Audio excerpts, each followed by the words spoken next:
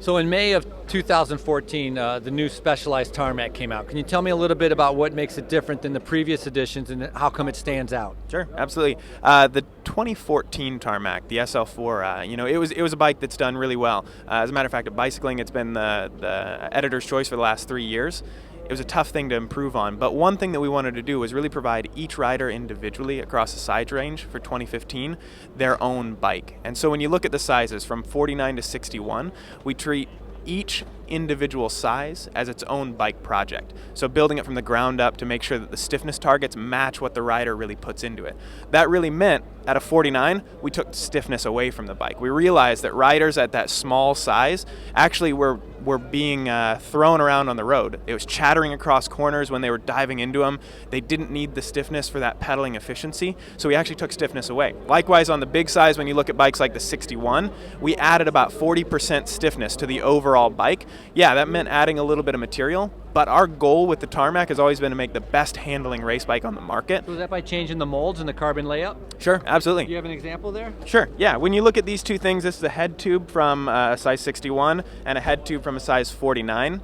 Both of these guys show off just the dramatic difference in the size between the down tubes. So when we get bigger, that also allows us the ability to change the wall thickness, so we can keep weight relatively low. With that said, we add a little bit of weight to the bigger sizes, but we think it helps to make the bike handle better overall. When you look at the smaller sizes, the tube shapes get dramatically smaller, and that actually helps the bike flex and move and bend with the road as you move through really dramatic corners. What you're going to see is the same ride feel across the entire size range. Whether you're on a 49, a 56, or a 61, you get a really refined ride that nobody else has ever done before. Well, ride quality has always been very important for Specialized, and now there's even one up on top of the Tarmac. Can you tell me a little bit about that? Right, I mean, yeah, we launched an S-Works Tarmac, right? That's the best thing you can buy. Then just a week ago, here at the start of the Tour de France, we actually launched the McLaren edition. Essentially, when we built the Tarmac project, the goal was to make a bike that was as good handling as possible.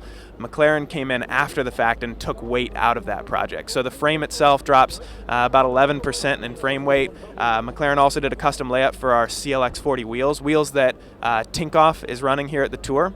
As you go across the package, they lightened the handlebar, they lightened the cranks, they lightened all of these parts to help bring the overall package weight down, as well as adding some exclusivity.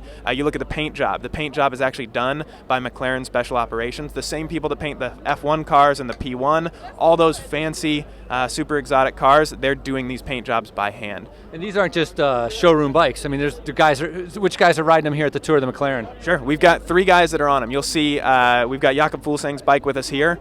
We've got Nicholas Roche, and then Kwiatkowski has his bike, but has not currently been on it.